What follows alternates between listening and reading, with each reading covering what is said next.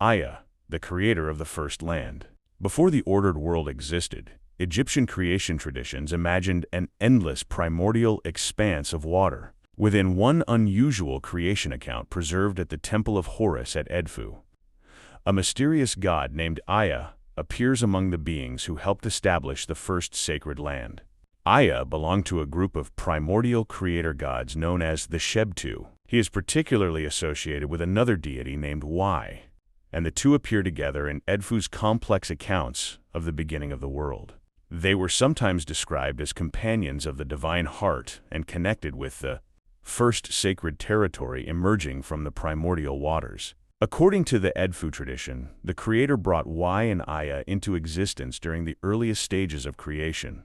One of their most important acts involved the first reeds, as land began to emerge from the waters. Reeds marked the boundary between the shapeless primordial flood and the new ordered world. Aa and Wai helped establish this first sacred ground, and Aa is described in connection with reaching or touching the newly formed shore. It is a remarkably simple image: water, reeds, and the first piece of solid earth. Yet in Egyptian cosmology, that moment represented something enormous: the beginning of an inhabitable and ordered universe. Aa and Wai were also associated with a primordial sacred place, sometimes translated as the Island of Trampling or Primeval Island, and traditions at Edfu remembered them among the ancient divine beings connected with the establishment of the sanctuary. Much about Aa remains unknown. He has no extensive surviving mythology, famous independent cult, or securely established individual iconography comparable to major gods such as Horus or Ra.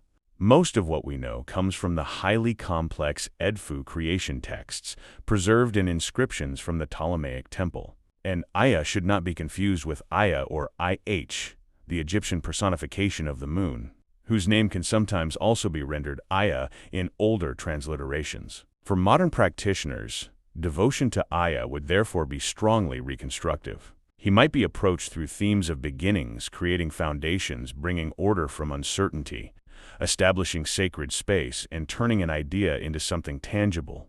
A simple practice could involve placing a bowl of water beside reeds or another plant, then setting a stone or small mound of earth beside it while contemplating what you wish to bring into existence. Offerings could include water, bread, incense, or fresh plant material. Drawing from wider Egyptian traditions rather than claiming surviving rites specifically dedicated to Aa, Aa represents a moment almost impossibly ancient, the instant when something solid emerged from the endless waters and creation finally had somewhere to begin.